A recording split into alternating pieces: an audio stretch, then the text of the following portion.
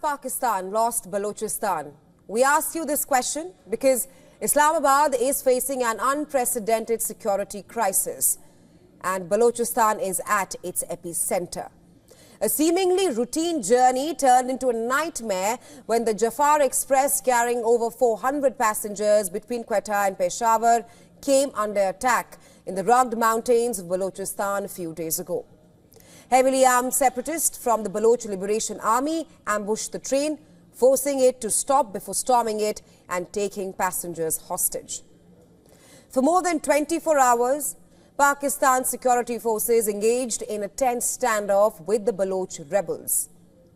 The Pakistan military's media wing said that the ordeal ended with the deaths of 33 attackers and 21 passengers. 4 paramilitary soldiers were also killed.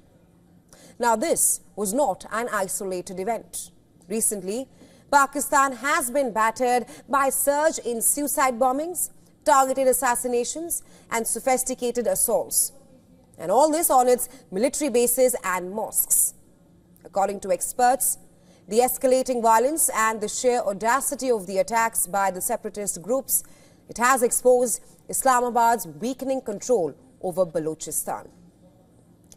The Global Terrorism Index 2025 now ranks Pakistan as the second most terror-affected country in the world.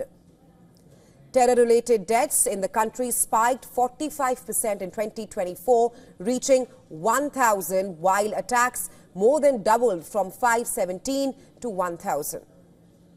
So what's exactly fueling this crisis? Well, according to reports, domestically banned outfits like the Tehreek-e-Taliban Pakistan and Baloch separatist groups have stepped up their offensives, exploiting the nation's economic turmoil and the political instability since the ouster of former Prime Minister Imran Khan in 2022. The attacks by all these groups have been relentless. On March 3rd, a woman BLA suicide bomber targeted a security convoy in Balochistan's Kalat, killing a paramilitary soldier and injuring 4 others. Just weeks before, the Baloch Raja Ajar Sanghar, which is an umbrella coalition of Baloch insurgent groups, blockaded major highways to cripple the state's economic and military interests. And then, on February 19th, the BLA executed 7 labourers travelling by bus to Lahore. The BLA and the Baloch Liberation Front have ramped up their attacks since last year. Their targets? It has primarily been security forces, infrastructure and foreign investments. The Global Terrorism Index says that the insurgent strikes jumped from 116 in 2023 to 504 in 2024. While fatalities increased from 88 to 388, that's a massive jump. The deadliest attack in 2024 occurred in November. That's when a BLA orchestrated suicide bombing at Quetta railway station killed at least 25 people, including security personnel.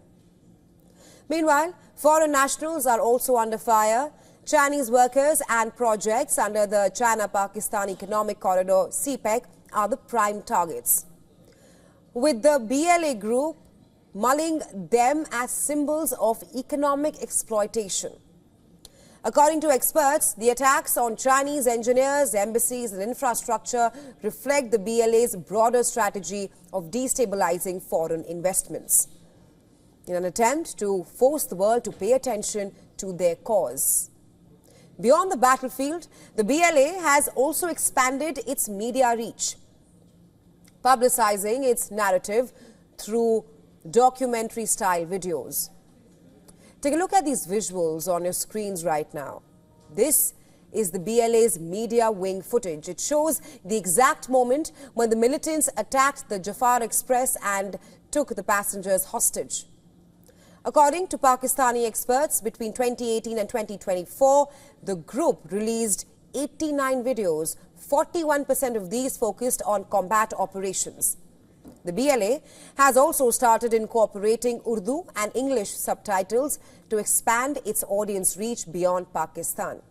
According to experts, the attack on the Jafar Express represents more than just another incident. It signals a shift in BLA tactics, The insurgents are employing more sophisticated and aggressive strategies to paralyze state infrastructure. Till recently, buses were used for ambushes where passengers were dragged off and executed. And as a result, many civilians turned to train as a safer option. But even they are no longer secure and safe. In fact, the train services in Balochistan had only resumed in October after a 2-month suspension following multiple attacks on railway tracks. With Pakistan struggling to contain this insurgency, the pressing question is, has Pakistan already lost control of Balochistan? Because Islamabad may soon find itself grappling with a full-scale insurgency that it can no longer suppress.